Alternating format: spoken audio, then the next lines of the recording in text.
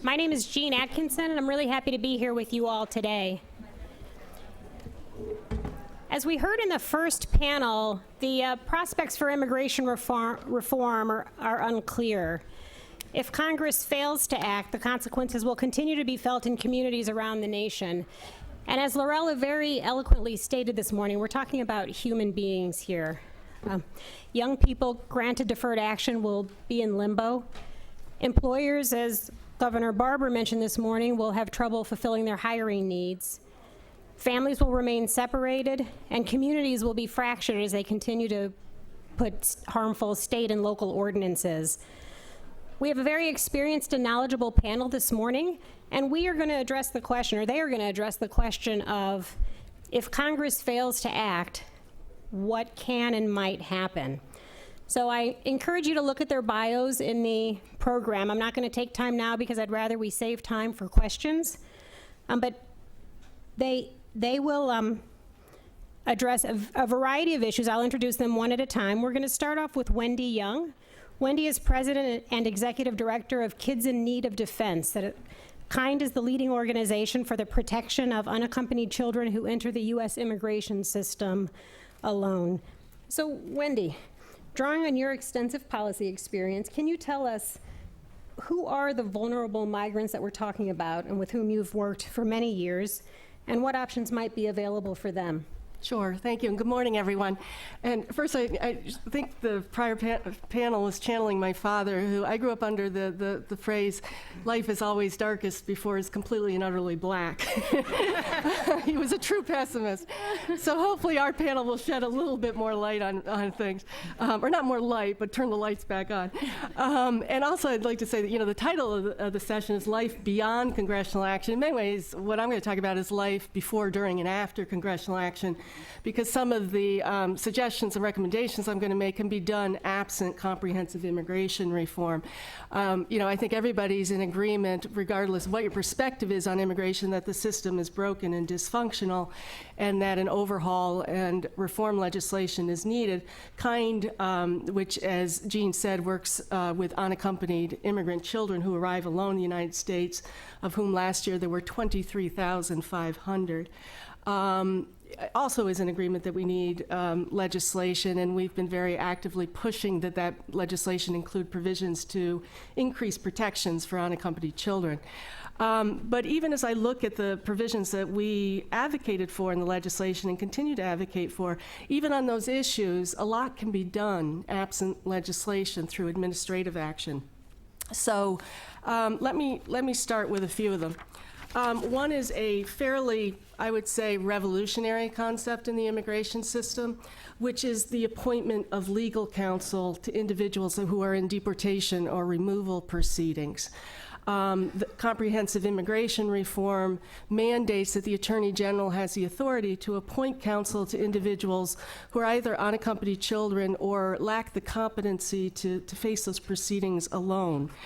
But I'm really of the opinion we don't need legislation to do that, despite Section 292 of the Immigration and Nationality Act, which basically states that individuals have the privilege of counsel, but at no expense to the government. That provision could be interpreted that the government's not required to appoint counsel, but could do so at its discretion. And in fact, we're starting to see some progress on that front, partly in response to the Franco litigation. The Department of Justice and the Department of Homeland Security have agreed to screen individuals for competency to see if they really, because of mental disorders, can't face immigration proceedings without counsel, and to permit the appointment of counsel for individuals who are deemed to be mentally incompetent. The next logical extension of that program really should be to unaccompanied children who equally lack the competency to face immigration proceedings alone. I frequently share a story of something I saw in immigration court in Baltimore about a year and a half ago that has just stuck with me, even though I've been working on this issue since 1989. I was in court just watching the juvenile docket one day, and a 5-year-old girl walked in with no lawyer. And she was dressed in her Sunday best. She had her little Ugg boots on, ponytails, and she was clutching a doll. And when she sat behind the respondent's table, she could not see over the edge of that table. And the immigration judge had to proceed to question this child about her circumstances in the United States, conceivably to make a decision on her behalf about literally her future and her fate. We managed to find that child a pro bono attorney with one of our partner law firms, and I asked my staff later, what was it like to work with a 5-year-old under these circumstances? And she said, honestly, it took a lot of Play-Doh and a lot of candy, but it also took a lawyer. And putting young children through proceedings unrepresented, putting individuals who have competency issues through proceedings unrepresented, does not reflect well on the values of this country. Second thing that I think can be done administratively, there's legislation already out there that's been enacted that we've been waiting years for regulations on. Asylum is probably the best example.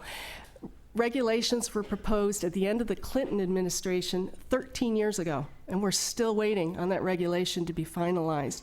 It's a critical regulation because it would really encapsulate the United States interpretation of membership in a particular social group under the refugee definition, which is the category under which a lot of vulnerable individuals raise an asylum claim, particularly women fleeing gender persecution, individuals with sexual orientation claims, and unaccompanied children. That regulation should move forward quickly. The Trafficking Victims Protection Reauthorization Act, which passed in 2008, regulations were proposed in 2011. We're still waiting for those regulations. The administration should move much more quickly to get those regs out there so that we really can clarify where the United States stands on some very important issues that are already in our laws. A very obvious one is the increased use of prosecutorial discretion. The PD was rolled out, if I'm remembering right, 2011, time flies when you're having fun, with great fanfare from the administration. But since the announcement that prosecutorial discretion could be exercised in immigration proceedings, only 25,000 individuals have benefited from that program. The administration should put its weight behind it and make it much, much more robust. It's not perfect for people. It's not a true legal status in the United States, but at least it's a down payment as we wait for the legislation to move forward, and it clarifies what the enforcement priorities are. More recently, an announcement was made that actions would be taken to try to prevent family separation. I think you've all heard the very tragic and heart-wrenching stories of families being torn apart by deportation. The memo basically says that considerations of family unity should be taken into account both during the detention process as well as during the removal process. Again, this is a memo. It's great. It's a great down payment. Let's make sure that it's implemented fully. Also, there's a lot in law already that's not being fully implemented, and I think there's a lot of procedural reforms that could be undertaken to basically make the immigration process more fair. Turning particularly to unaccompanied children, something that we've been pushing for and unfortunately seem to be losing ground on right now, is the implementation of juvenile dockets in the immigration courts, so that there's a day in court in which children are there, they're the focus. The environment can be a little less formal, more relaxed, more child-focused, more child-friendly. The immigration judges, you're not having adult detainees in the back of the courtroom. Unfortunately, because of the number of children increasing so dramatically, we're starting to see slippage, and courts are now, again, docketing kids on the regular adult dockets. It's simple, it's procedural. I would also say border screening of children in terms of identifying children who are particularly vulnerable and have protection concerns. The TVPRA classified 3 categories of children who CBP should identify and allow into the country. These include kids who have a credible fear of return, kids where there's a risk of trafficking, and kids who lack the capacity to turn around. This is particularly important for Mexican children who still in most Border Patrol stations are typically turned around. Less emphasis on detention and more emphasis on alternatives to detention for vulnerable populations in particular. As the number of children have grown who are arriving in the United States, we're seeing the Office of Refugee Resettlement open more children's shelters. Why not think about foster care for these kids? It's a much more appropriate setting for many, many children. And then finally, a favorite project of kind, we're implementing a pilot project, which is one of the first of its kind in Guatemala, for the return and reintegration of children who either agree to voluntary departure or are ordered removed from the country. Historically, kids are returned to their home countries and then pretty much left at the airport under the assumption that the home country child welfare system should be responsible for the care of that child at that point. The reality is most kids are returning to countries who have little or no child welfare systems in place. So we've implemented a project so that a local NGO partner is at the airport with a family member to welcome the child back, helps them back to their home community, and then provides whatever services are necessary to ensure that that child's really safely reintegrated into the home community. That could be family reunification support, re-enrollment in school, job skills training for the older youth, whatever it takes really to allow that child to have a true opportunity to remain home. Because what we see is if they don't receive those types of services, what do? They re-migrate immediately. And for children, this is an incredibly dangerous journey on the way to the United States. These types of programs could be implemented now. And we're talking to USAID and State Department and others about what we can do to implement these projects more fully and strategically. Training, it's always a favorite subject in the immigrant advocacy community, the lack of training among immigration judges, among CIS officers, among ICE attorneys. And there I'm going to stop and I'm going to end on this note. A lot of what I'm talking about actually also requires something else, which is legislative, which is resources and appropriations. And as we look at comprehensive immigration reform, I hope that we will equally pay attention to resourcing the system so that it can move forward and do some of these things that extend due process and fundamental fairness to individuals who are in the system already. At the end of the day, as we're all, I think, seeking broad, sweeping policy reforms through CIR, again, we have to remember that justice and due process has to be delivered on a case-by-case basis, individual by individual. There are people in the system now who desperately need our help, and I would ask you to remember that 5-year-old in court. She needs a lawyer now. She doesn't need a lawyer next year. Thank you. Thank you, Wendy. We will hold questions for the end, but please make note of them. This is a perfect segue to Lynden Melmed. Lynden is a partner at Appleman Leiden LLP.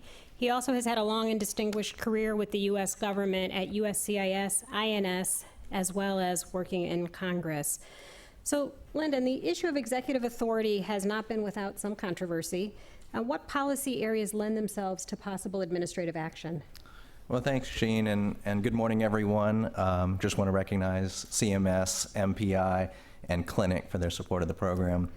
I, too, had hoped that this panel would be irrelevant and we would be talking about implementation issues, and maybe that is a very good topic. That's not a slight against our moderator. But I also understand that we have to hope for the best, but plan for the not best, and that's what we are spending a lot of time talking about today in this discussion. I'm going to share a few thoughts about the legal and policy issues that the agency is likely to encounter as they explore some of the legislative proposals.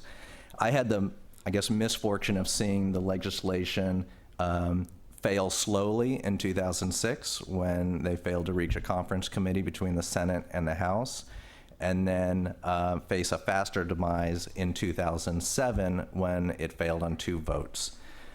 Looking back at 2007 and how the agencies responded, it's really a remarkable timeline. It was a bit of a blur at the time, but it failed on June 28th, and Secretary Chertoff announced 6 weeks later his list of 26 administrative initiatives, as he said, to sharpen the tools for administrative action. When you look at that list, it was weighted a little bit more towards enforcement, increased Border Patrol agents, fencing, increased penalties for worksite violations. But there were also tweaks to the visa worker programs, H-2A, H-2B, and H-1B. I think the defining character of those proposals, though, and having been there, and I know probably some of you in the room were involved in this, is they were bottom-up proposals. You know, the missive went out to put forward ideas from within the agency of what could be done. And so they came up from within the agency. And so they were all relatively safe, very well vetted, very legal ideas that came up with a lot of agency review. And I think the defining character is they were all relatively small. When we look ahead now at what this administration is contemplating, they've already done deferred action for childhood arrivals. They've already tweaked the provisional waiver program. And so I anticipate that things will be different, irrespective of what happens on the congressional action, and that they'll be looking to build upon those larger programs. So let's start first with the provisional waiver program. As many of you know, folks who can otherwise immigrate through legal channels are barred by the 3 and 10-year bar. And the agency tweaked the process to allow individuals to know before they leave the United States, thereby triggering the bar, whether they would be eligible for the program. I think it's fair to say that the agency didn't really know how many people this would reach. If you look at the analysis of the regulation, they don't know exactly how big this program would be. But the real challenge for the agency with this program up to this point has been operational. The waiver process over the past 10, 20 years has been very decentralized. It's been done remotely. It's been done overseas on case-by-case basis. The agency has done a lot of work over the past year to revise that process and centralize where they're filed and centralize how they're handled. And so, though that program has not reached many people to date, that has been in large part just because of a volume issue, an operational issue for the agency. They will, I'm certain, be looking to expand that program. Right now it's limited to whether there is harm to, whether the qualifying relationship, is with U.S. citizens. It would be easy for them to expand that to the qualifying relationship for permanent residents, thereby expanding who is eligible. But there is one challenge the agency is going to have to deal with, and that's the extreme hardship standard. When you look at the approval rates for the program to date, it's anywhere from 25 to 50%. It's a very high standard. It's not defined in statute. It's defined through various case decisions and administrative decisions. And as Congress said, extreme hardships, really high standard. Now, my personal experience at the agency was that watching people apply that standard was not your normal continuum of favoring immigrants versus not favoring immigrants. It was really based more upon people's personal life experiences. Do they have children? Have they had medical issues? Do they care for family members? Whenever we would review particular cases and say, is this person eligible or not eligible for it, I was always struck by how much individual adjudicators and senior leaders' decisions on that case was based upon their own personal experience. So if the agency is going to expand the provisional waiver program, reach more people, they're going to have to tackle how to change that standard and how to implement it in an agency where if you put 10 reasonable people in a room, they're all going to have different ideas about what extreme hardship is.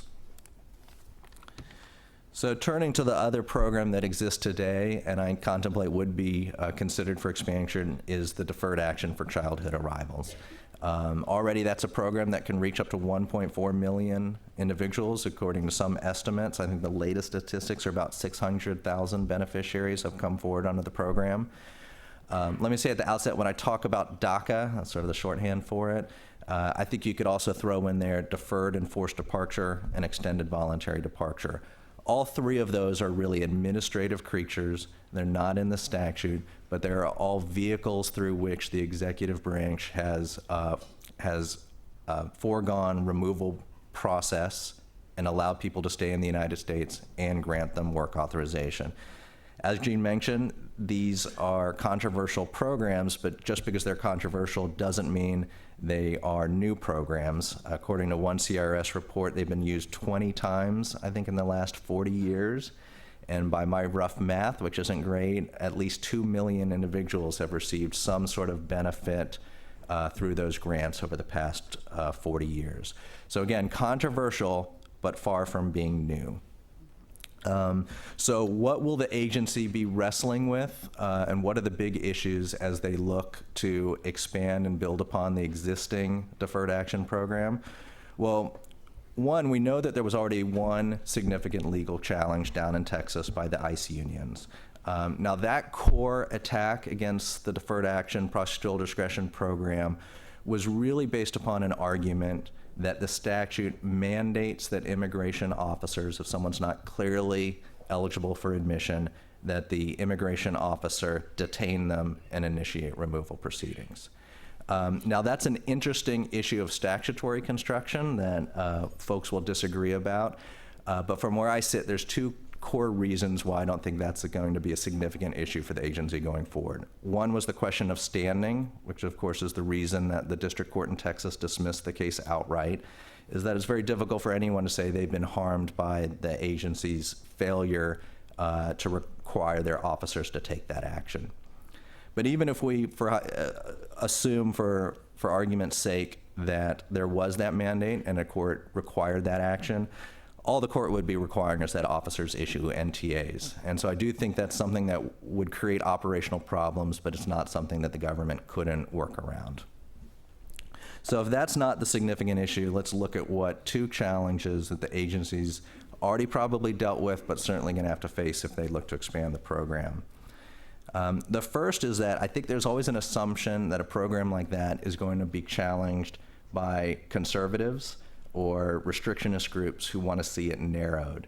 But in my experience, I anticipate that the challenge is going to come from folks who are denied benefits under the program. Anytime you set up a program, an immigration benefits program, and decide who gets it and who doesn't get it, there are going to be winners and losers. And the losers, of course, can have standing to challenge it, and they are in a place to say you applied it incorrectly. When you look at the case law for prosecutorial discretion and the platform in which this stands upon, the courts all say, well, you have discretion, but discretion is not a subterfuge for using it in an arbitrary fashion. So the real question will be, as they expand DACA and someone is denied a benefit under that program, will they challenge the basis for it? Simple hypothetical, under the current standards, is a 32-year-old who's denied eligibility, is that someone who's a higher enforcement priority than someone who's 30 years old? And that has not been tested before the courts. It's a tricky issue for the agencies to wrestle with and how to implement this program. And what I've seen is agencies go one of two directions. One, they take a very loosey-goosey approach and have very informal standards. And the approach there is to say, these are general guidelines. Not every case is handled exactly the same. They fall under the case-by-case adjudication. And if you look at the DACA guidance up to this point, it's sprinkled heavily with case-by-case decisions, and that's how it's been applied. The other approach is that you heavily regulate the program. You do a lot of rulemaking, and you try and get as much deference as possible so that when there is a challenge to your policy making, the courts are going to be more deferential to how you applied that.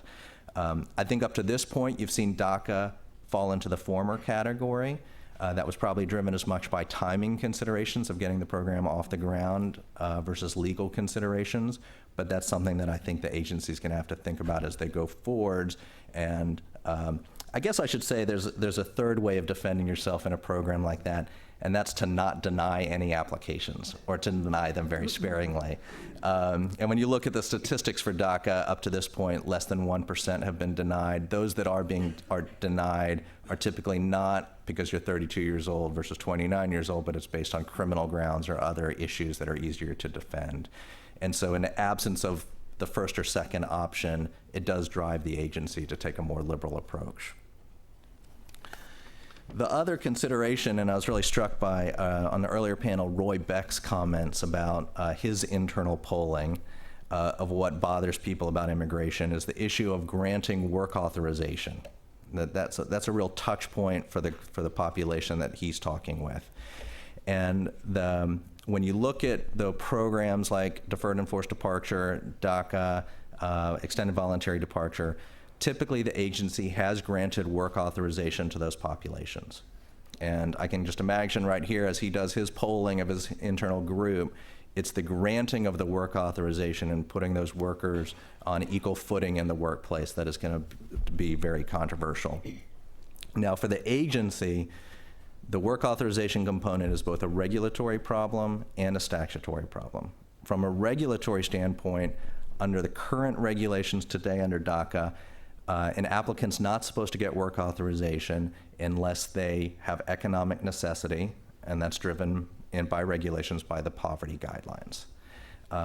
The agency today, as they stood up that program, I think very quickly, is not only applying that provision robustly, but they actually went to the other end of the spectrum and require every single individual who's seeking benefits under DACA to get a work authorization provision. So they've gone sort of right against the regulation.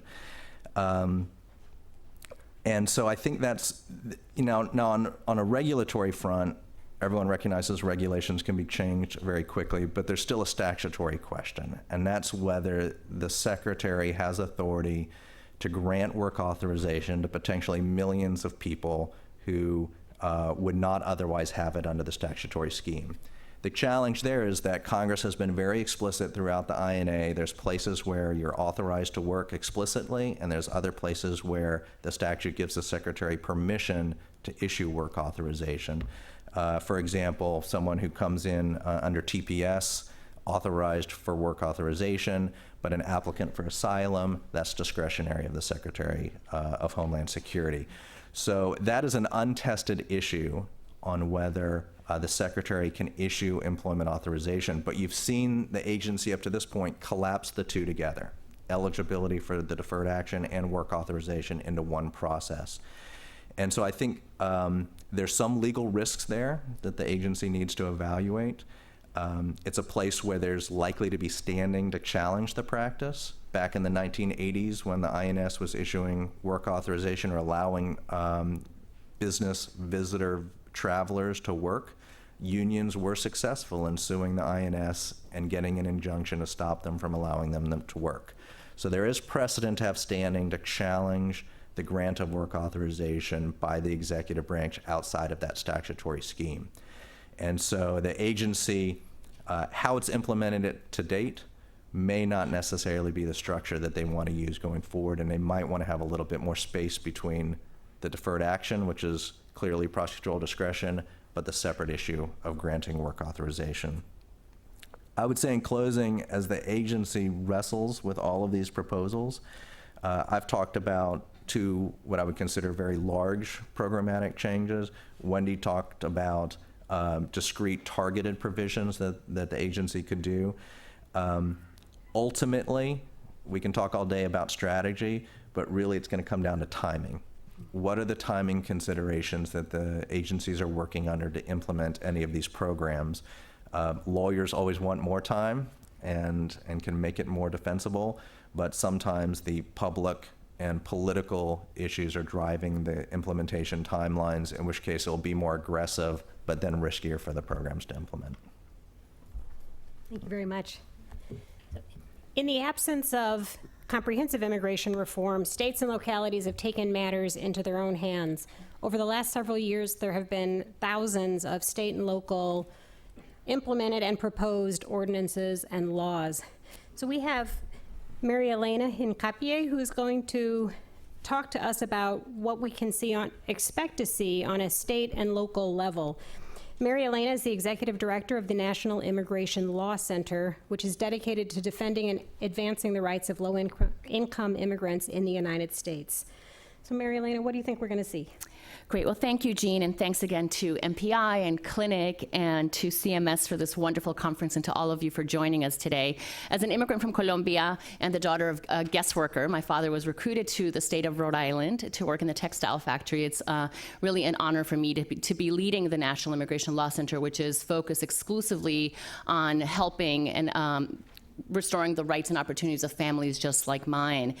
And the issues that our country is facing at this moment, I think we at the National Immigration Law Center believe that this isn't just about congressional action, right? And I think Wendy talked about that as well, that reform of our immigration laws and policies need to happen at all levels, at the state and local level, at the federal level. They need to happen in Congress, but they need to happen in the courts, as well as in the state legislatures and in the streets, as we've seen an incredible amount of energy and momentum and political power that's being built by immigrants themselves, obviously obviously led by dreamers like Lorela as well. So I think before I go to share a little bit about our perspective on the state and local piece, just to add on to both what Wendy and Lynden shared, we do believe that there are some minor fixes that would make a significant difference today, that while we continue to fight for legislative immigration reform, there are things that the administration can be doing right now. And in fact, with the leadership changes at the Department of Homeland Security and with the Immigration and Customs Enforcement agencies, there's actually an opportunity for these new leaders, these new managers, to implement what's in place and to do it right. And so I think along the lines of what both Wendy and Lynden have shared so far, there's some basic things having to do with training, accountability, transparency, record keeping, data that is necessary to understand how is prosecutorial discretion working and how is it not. Unfortunately, most of the data that we have is very minimal, and what we've seen is that very few cases are actually where prosecutorial discretion is actually being exercised.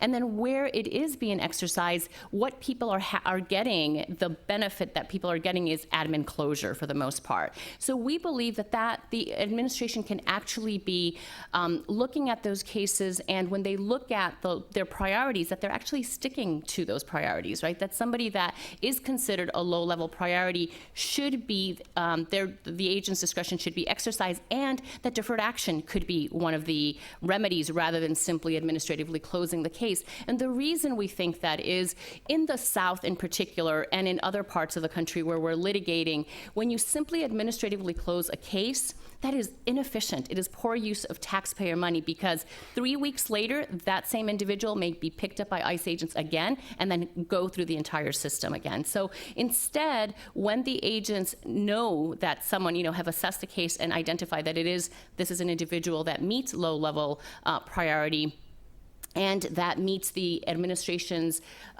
goals of who should be here and who shouldn't be here, particularly when the administration has identified that comprehensive immigration reform is one of its legislative priorities. We shouldn't be deporting today the aspiring citizens of tomorrow, right? We should be doing everything possible to ensure that people who would qualify for Senate Bill S 744 and who are prima facie eligible for the registered provisional immigrant status, the RPI status in the Senate bill, they should benefit from prosecutorial discretion and allow us to continue doing the work that needs to be done for Congress to eventually enact immigration reform. So I think issues with respect to prosecutorial discretion are really critical, because that's about enforcing the existing policies in a better way. Second is detainer reform. One of the places where we've seen quite a bit of energy around the country at the local level is efforts to try to change, whether it's through litigation, whether it's through local ordinances or state policy, how the collaboration between local law enforcement agents and immigration agents is resulting in, again, people who should be considered a low-level priority and who should be considered a high-level priority for immigration reform, who should and are eligible or would qualify for immigration reform, that they should not be detained. And what's happening right now is there's so much confusion and misinformation at the law enforcement level about what does an ICE hold request mean, and is there a requirement that somebody be held or not. We have a lawsuit or had a lawsuit because we reached a settlement that the National Immigration Law Center co-counseled with the New Orleans Worker Center for Racial Justice, where individual day laborers were being detained by the Orleans Parish Sheriff and held for 180 plus days, right? Simply after criminal charges were dropped, and the initial interaction with local police, unfortunately, was racial profiling, and the criminal charges are dropped, but the individuals still were held on an ICE hold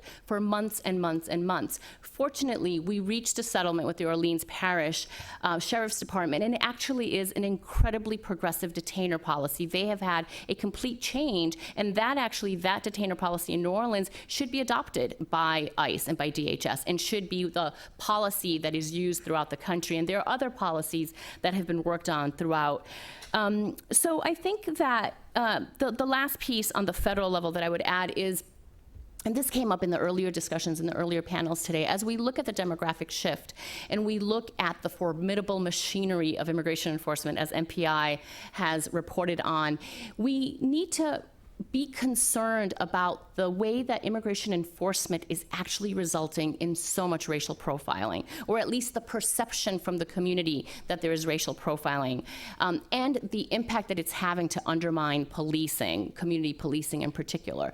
And so as a country, we need to ensure that we're focusing on the rule of law and on due process rights, and ensuring that, as I think Morrison mentioned in the earlier panel, that we're focusing on prevention rather than enforcement. And again, particularly when we're looking at an 11 million undocumented population, many of whom should be and would be eligible for immigration reform.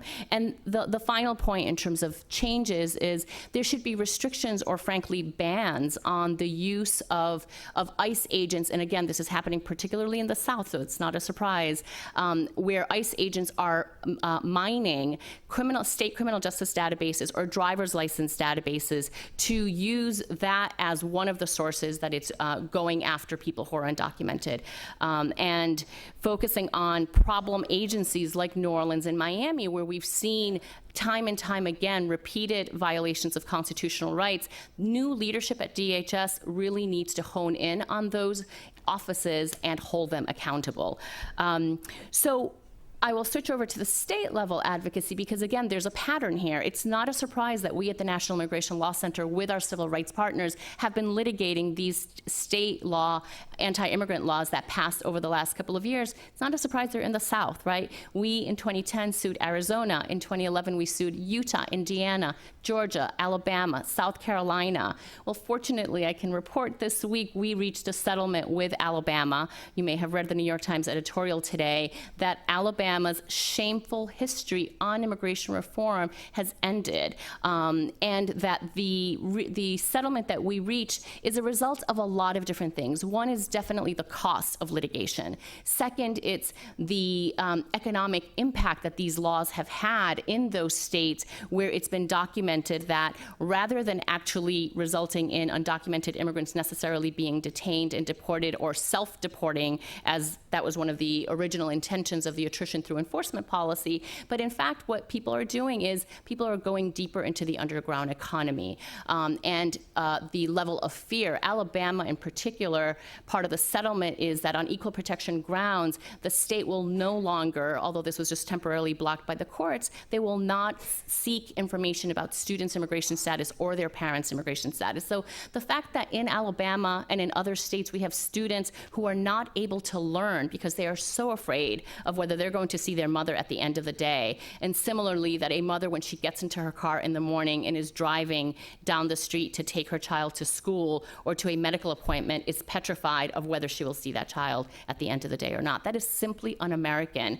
And what's happened over the last year is a complete shift in the tide. What we're seeing, as opposed to what we saw in the last couple of years of these anti-immigrant laws, we've seen major changes. The majority of the anti-immigrant laws at the state level, the bills that were being introduced, have failed this year. And in fact, 2013, frankly, in California, for example, we are calling it the year of the immigrant. And I'd like to say that actually, with immigration reform happening at both the state and federal level, it should be the year of the immigrant at the level of the national level as well.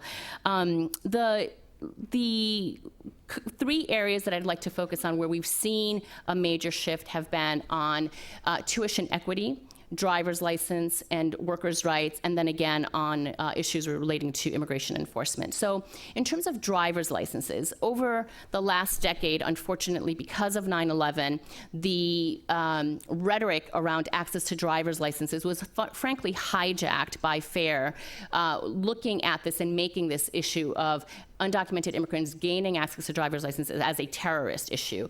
And finally, common sense has prevailed. This year alone, we now have another 8 states in 2013 that have enacted laws that allow for immigrants to have access to driver's licenses or driving privileges that will allow them to be part of everyday activities without that fear that if they get in the car, they will be detained and put into deportation proceedings, and that families will be ripped apart simply because of that. And we will also have drivers who are trained, who are insured, and who, again, are contributing to the economy in those states. So with driver's licenses in particular, we saw, in addition to New Mexico, Utah, and Washington that already had such laws on the books, California, Colorado, Connecticut, Illinois, Maryland, Oregon, Nevada, and Vermont added to that. And I know Washington, D.C. has been, and New Mexico and North Carolina had been looking at bills. The repeal attempts from an anti-immigrant perspective in North Carolina and in New Mexico failed.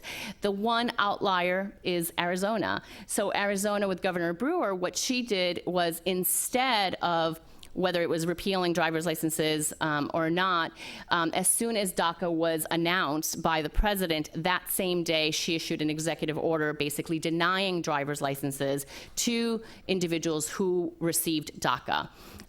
That despite the fact that the statute in Arizona says that anyone who is lawfully present and work authorized, as someone with DACA would have, would be eligible. So we sued on behalf of the Arizona Dream Act Coalition, ADAC. We sued the state of Arizona and have been mired in litigation. And recently, Arizona took a step further and announced they were going to make some policy changes. And rather than having common sense and repealing this misguided policy denying driver's licenses to DACA recipients, instead they have now decided they're going to deny driver's licenses to anyone who has deferred action and work authorization.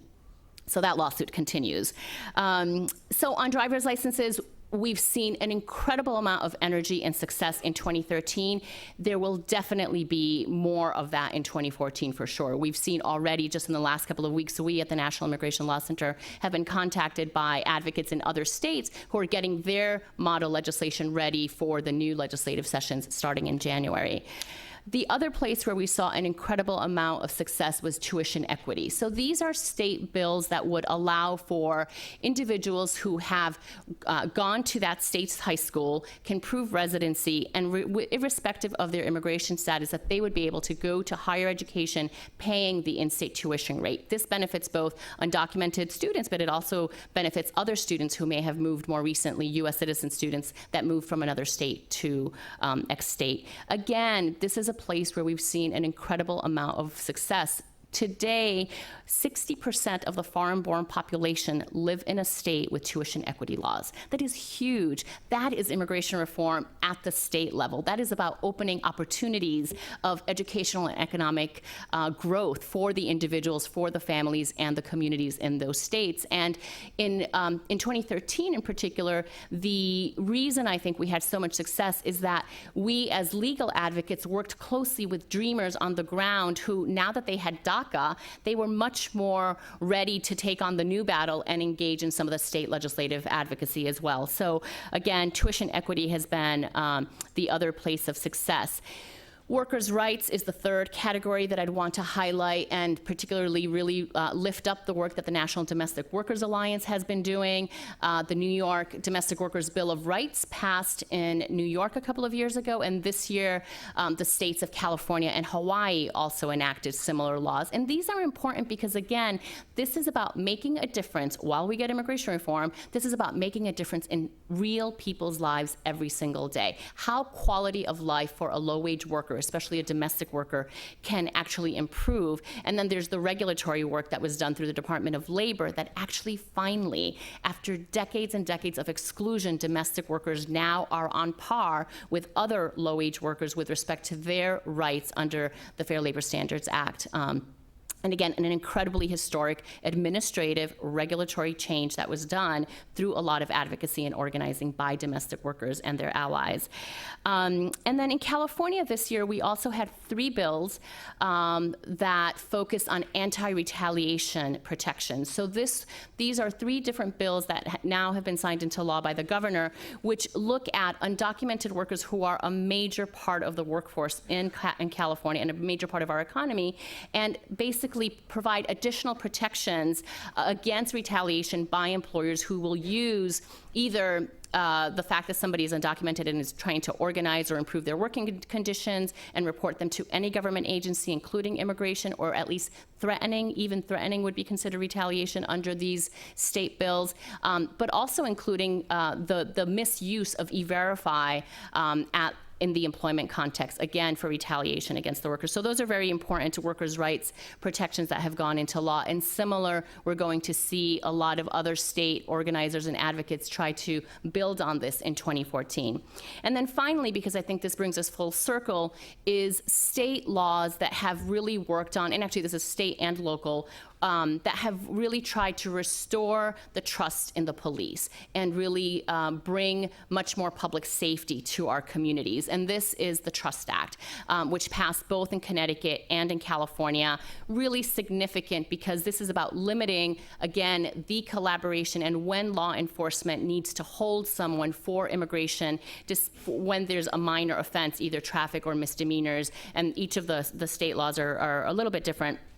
But again, this is because the detention and the deportation system have run amok, and the lack of accountability within federal immigration enforcement agencies. So huge state and local efforts are needed basically to try to provide some protections. We could work at this from both directions, the local and state level, but obviously at the administrative level, if the Department of Homeland Security and the Obama administration prioritize these changes, we'll see much more systemic change and allow for a society where immigrants are contributing, where people can be provided their full potential to our democracy and not live in fear, and can, as aspiring citizens, be part of the fabric of our society as we continue working on legislative immigration reform as well.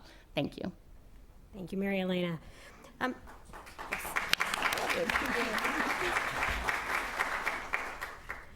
Marielena, you mentioned that the majority of anti-immigrant bills have failed this year, and you highlighted several that have been enacted, and I'm wondering to what you attribute this.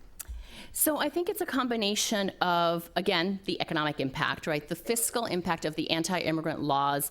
It was a myth. I think a lot of the folks like Chris Kobach who helped author these, people thought that people would self-deport, not happening. If they're self-deporting, they're simply going to another state, to the neighboring state.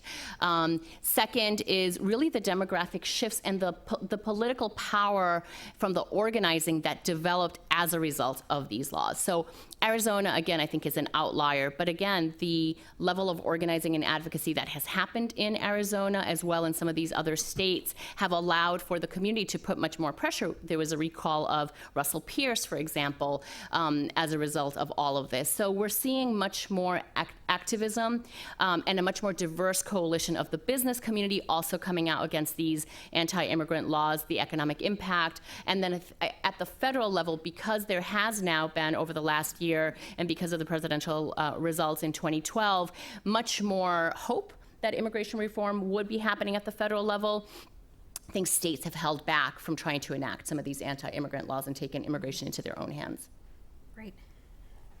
Wendy and Lynden, is it safe to say, and actually Marielena as well, that this panel is saying that without comprehensive immigration reform, there will be administrative action, or have what you've expressed things that you think could happen? So I'm asking you to kind of pretend you have a crystal ball a little bit. You want to jump in first?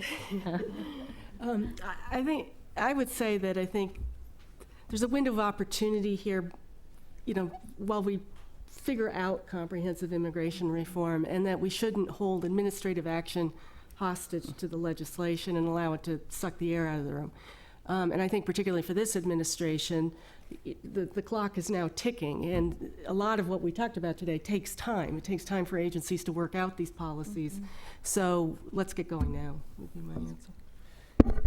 I think this is the most difficult strategic decision for the administration. I think people underestimate how much pressure it takes to pass any major legislation of any type, not just immigration, and how rare it is. And so I think that the strategic question as you evaluate any of the proposals, whether there's technically small proposals or significant issues, is how will that affect the likelihood of immigration reform passing?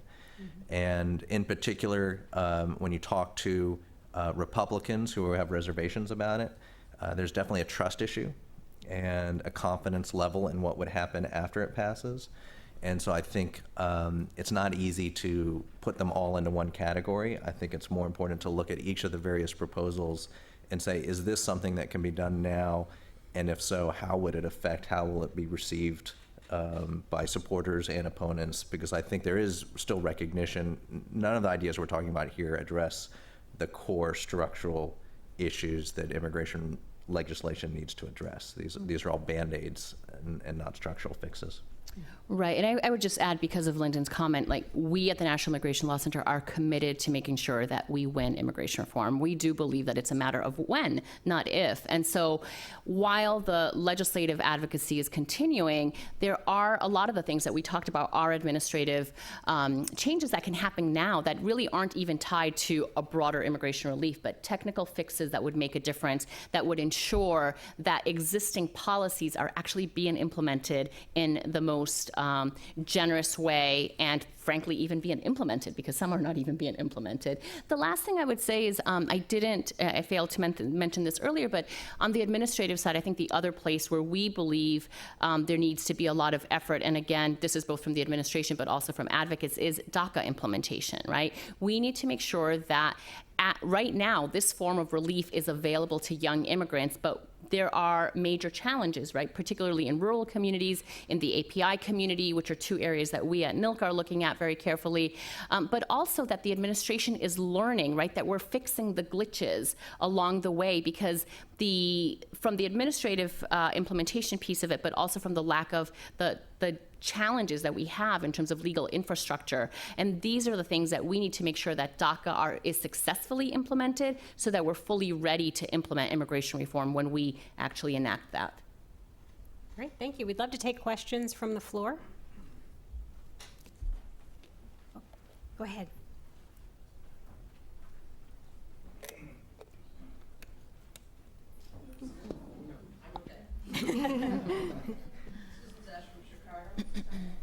No.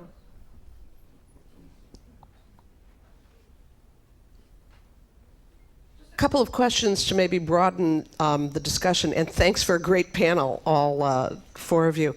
Lynden, I'm wondering if in looking for standards to apply, if you're going to try to make up standards to put some substance into extreme hardship under the waivers programs, you probably have already thought about this, but getting beyond the immigration box and looking at what the standards are that have been developed either by other humanitarian agencies that care about family unity, whether it's refugee families, whether it's international or domestic, or also looking generally at child welfare system standards.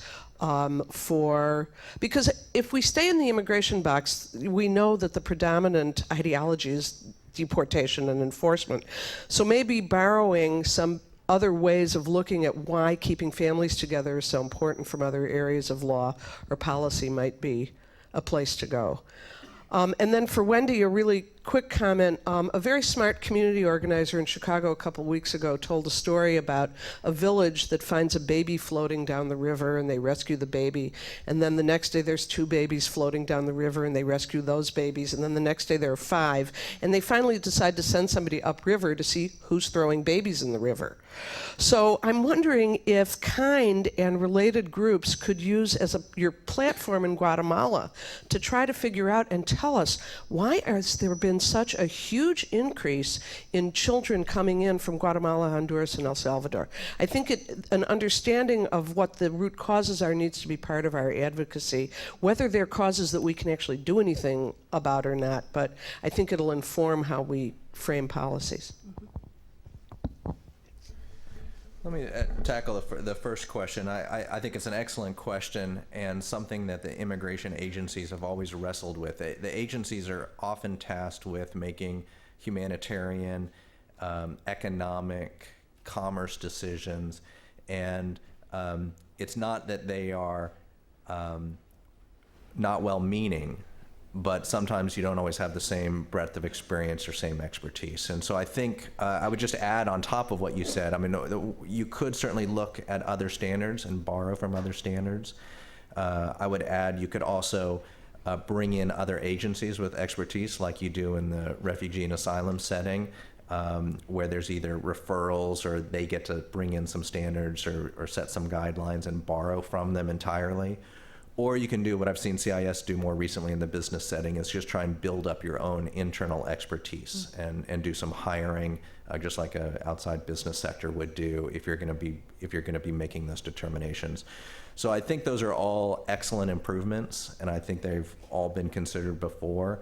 At the end of the day, though, to be realistic, it's still an act of discretion with general standards. And anytime you have that, you're going to have people reaching different conclusions looking at the same facts. And the agency's still going to have to decide how much do they want to rein that in. And if they rein it in, that makes it more difficult to implement versus having looser standards, but then some people aren't going to get through the door. But I'm a big fan of figuring out the best way to get the best answer in terms of expertise. I would just add that I don't know if it's just borrowing standards, and you might want to look at those other options. And just to add to that, before I get to Susan's other question, is another standard that I think should be looked at in the immigration system is the best interest of the child standard. And, as you look at family unity issues, as you look at how unaccompanied children are treated, to really make child-centered, child-focused decisions that are in the best interest. I'm glad you raised the issue of why are kids coming. And there are a number of us looking at that. Kind released a report called The Time Is Now, looking at basically analyzing our caseload. We've served over 6,000 children to look at patterns in the caseload to see what children themselves are citing as their reasons for coming. The MacArthur Foundation has supported a number of organizations to look more concretely at root causes of migration, particularly from Central America and Mexico, and a number of reports will be coming out over the course of the next couple of months addressing that issue. And I think it's important. This morning, I think you heard a lot about the pull factors for migration, but I think it's equally important to look at the push factors and really start to think more holistically about how do we address these issues. On the issue of child migration, some of the things that we're hearing consistently, and I will say no one story or one child's experience is the same as another, but some of the things that we hear pretty consistently is that kids are fleeing gang violence and narco-trafficking generated violence in Central America. It's no longer safe for them to remain home. And we're seeing that gangs in particular are recruiting kids at younger and younger ages, so the average age of the kids arriving in the United States is starting to drop. Much greater percentage of kids under age 12. We're also seeing more girls arrive as opposed to the old days. And looking at those root causes, addressing those root causes is so important, because for a child to be moving on their own is an incredibly dangerous thing. What we're also seeing is increased rates of sexual violence against girls, for example, as they move across Mexico. So I sometimes am disappointed that when we talk about immigration, we tend to think it's just it's an issue inside the borders of the United States. This really is a cross-border international issue.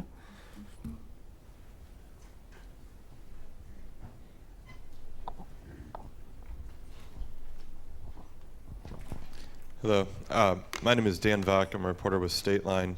I write a lot about the state policies that you were talking about. My question is, one thing that I hear often is, for a while you had a lot of anti-immigrant laws passed, and the Supreme Court ruled and said states, you've overstepped too far. Are you worried about, especially with things like the Trust Act in California, that the federal, whether it's the federal government generally or the Supreme Court specifically, is going to say, you know what, this is the province of the federal government. California, you've gone too far to tell local agencies what they can do with ICE holds? I think it's a great question. I think the way that the state laws now, both in California and Connecticut, have been drafted. So anytime you're drafting legislation, right, you're always thinking about what are the potential legal implications and any potential backlash or challenges. But because the police powers that a state has include things like workers' rights and what the role of law enforcement is, and particularly local police, which that's what the Connecticut and California bills are doing, is really it's about limiting what local law enforcement agents in that state can do. So we believe that it's unlikely that it would be challenged. Maybe a lawsuit would be filed, but I think they were drafted in a way to really look at and address those potential legal arguments against it.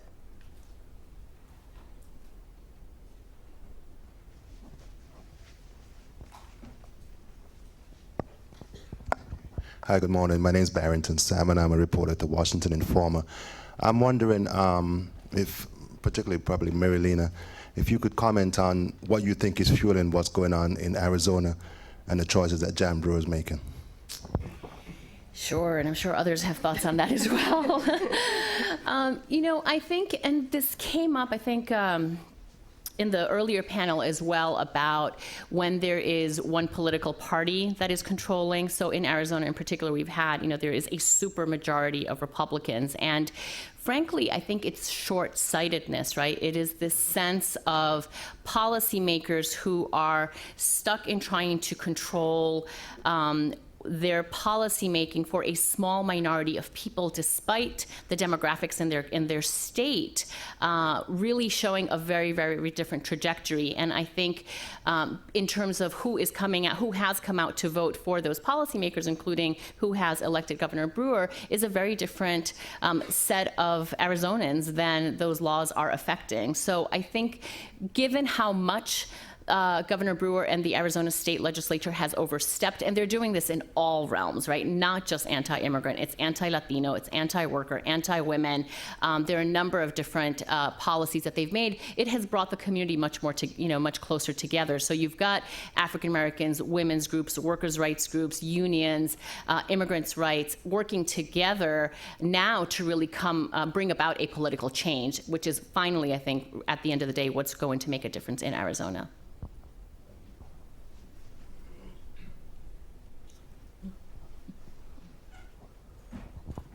Hi, is it on? Yeah.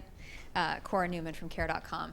I just wanted to know, I know that there are different state level initiatives and different bills that are passing across the country, and I'm wondering, obviously, hopefully these are potentially preparatory for national immigration reform, but to what degree are states looking at preparing systems so that they are able to react to broad sweeping reform, or will we have to reinvent the wheel if and when it passes? Yes, I can start, but you guys for sure. It's actually one of the biggest challenges that we have, both with respect to DACA implementation, we've already seen, right, and immigration reform. It will be much larger given the scale that we're looking at. I think one of the things that maybe policymakers and public servants may not be fully aware, and in a state like California, we are very aware of, when any of these changes go into effect, whether it's DACA, which is administrative, or whether it's immigration reform legislatively or even administratively, as we've discussed, it really impacts every part of society. Everyone will be touched by that. And so I would share with DACA, in the school districts, for example, in California, there was an immediate challenge in terms of the ability for school districts to provide copies of transcripts, official transcripts, to individuals who needed them as in their application. And that's just, and it really bogged up the entire system. And so there are a lot of things like that at the state and local level that, because of DACA, states have started realizing they need to really figure out those quirks.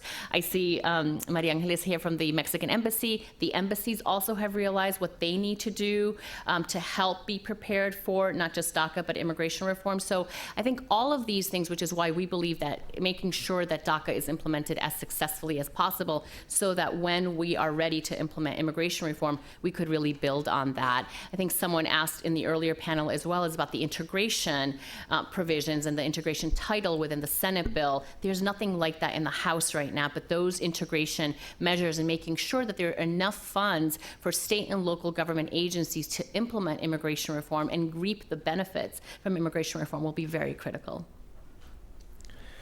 I would say one thing that I've seen differently in the past few years that I do consider to, I wouldn't say problematic, but could be improved. In 06 and 07, the Department of Homeland Security, which has had a lot of experience implementing large immigration programs, it's not always perfect. There's a graveyard of litigation out there, but they have done it before. And they were very much at the table, and the experts within the agency were at the table and helping guide Congress on how changes in eligibility standards, timeframes, et cetera, would impact how the program would be run. And I haven't seen that same level of coordination in the past year or two, and I think it's for a variety of reasons. I would say it only half jokingly, I'd hope this panel would be about implementation issues, because I don't think they can be underestimated. And I think subtle changes in the law can have dramatic effect in the success of a program. And when you're operating in a very sensitive political environment, making sure that you get that language right up front can be critical to the success on the back end. And so if there's one wish I had, we would see a little bit more of the career expertise channeling up to the Hill as part of those legislative discussions. Mm-hmm.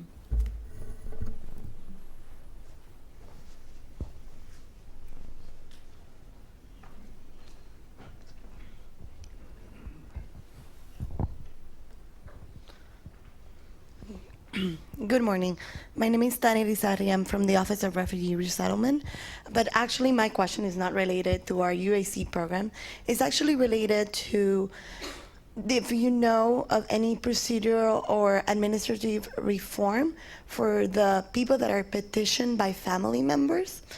The system right now is kind of like they have a priority system, and it may take 5 years, 10 years, 15, 20, depending from the country that they are.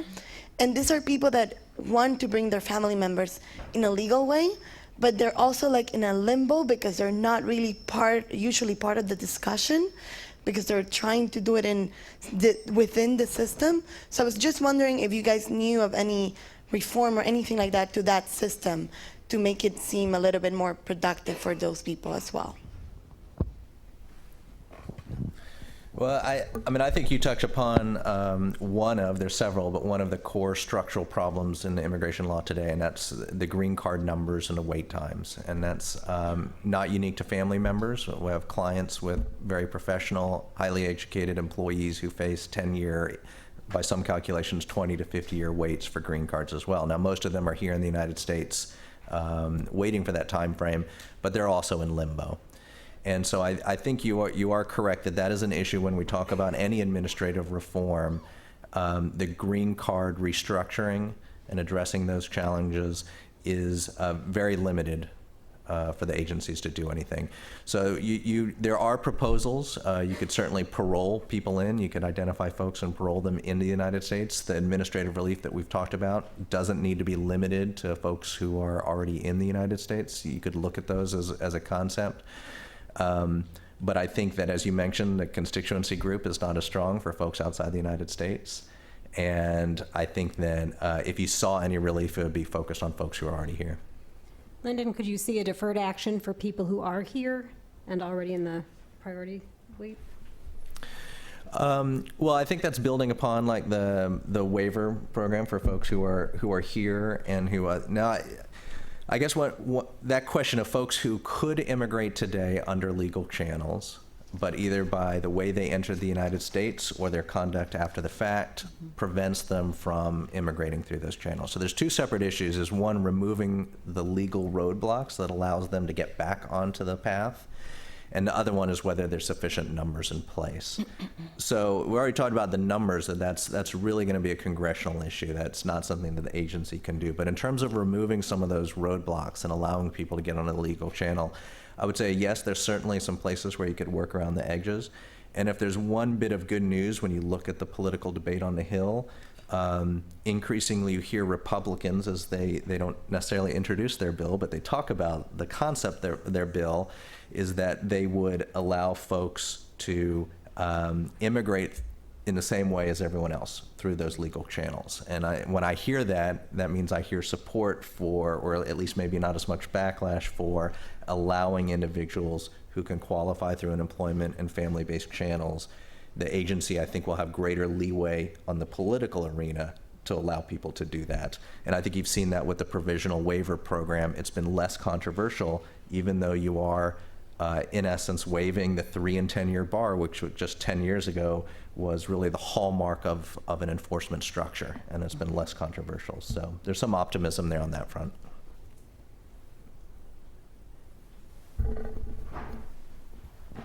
Hi, thank you so much for your presentations. I'm Bernadette Passad-Cisse, formerly of a number of organizations advocating on behalf of immigrants.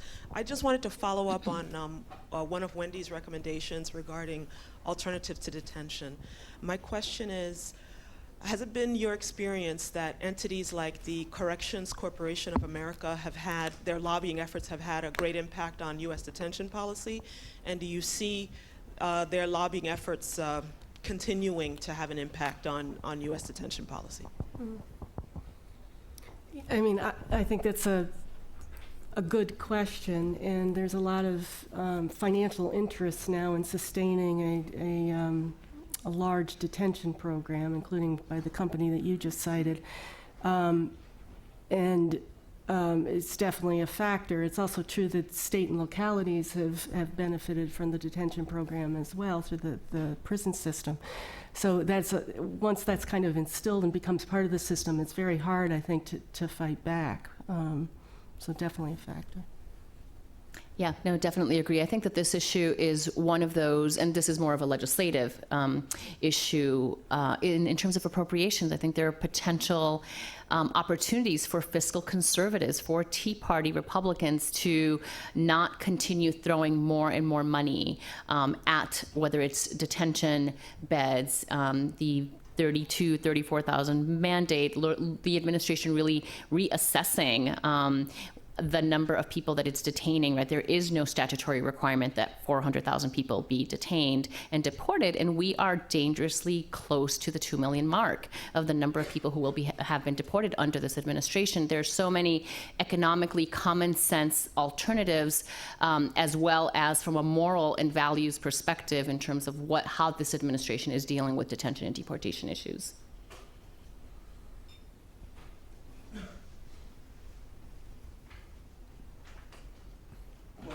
I can project, I think. Among the activities Wendy and Marielena mentioned that could be taking place now is training. Could you expand a little more on what kind of training you're talking about and for what groups? Sure. I'll speak as one example to the training of immigration judges. One of the side effects of problems with the budget has been that the immigration judge annual training session has been canceled for, I think, at least 3 years now. They're seeking cheaper forms of training that are technology-based, but I think that there's a lot to be said for bringing them together, learning together, hearing from outside trainers. So, and particularly with unaccompanied children, I will say that we've seen efforts to try and make the courtroom more child-friendly, but sometimes it's, how can I say it? It's fairly simplistic. It's, the judge having a bowl of candy for the children, the judge asking, so how, can I see your report card?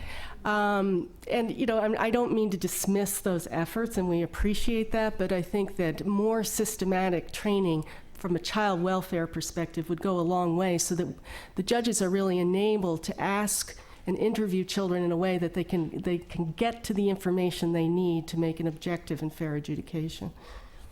Yeah, so I think that the training is really, frankly, needed at all levels, and I'm curious to see if Lynden, if you've got particular thoughts on this, because I think Lynden shared something that was really important, is in terms of the ability to bring in experts, both whether it's from a hiring perspective or other experts that can help in terms of the training on standards, right? Like when you look at the extreme hardship standard, what is the way that experts would define that from a child-centric perspective, from a family unity perspective?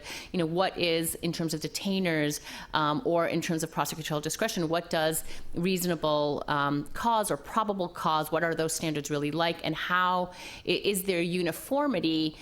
Can the administration or the agency provide training so there is uniformity? Because what we've seen is there's a lack of uniformity, and because it is just, these are all discretionary measures, you may have one person who is a street vendor in LA that's detained and ends up being put into the detention and deportation system, whereas a street vendor in New York may not.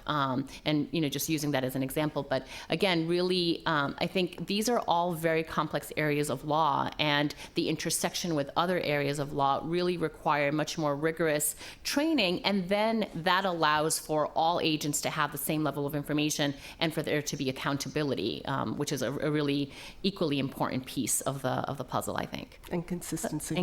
Yeah. But Lynden, did you have particular thoughts on this? Yeah, and maybe I'm wearing my government hat a little too much here, but I wouldn't say just because there's inconsistency that necessarily mean there's a training issue. And I think there's sometimes a desire to say if there's two different outcomes under one set of guidance, it means someone needs to be trained on that. It could be because that guidance, as we've been talking about, allowed for discretion. Right. And by definition, if you have discretion, reasonable people are going to reach different conclusions.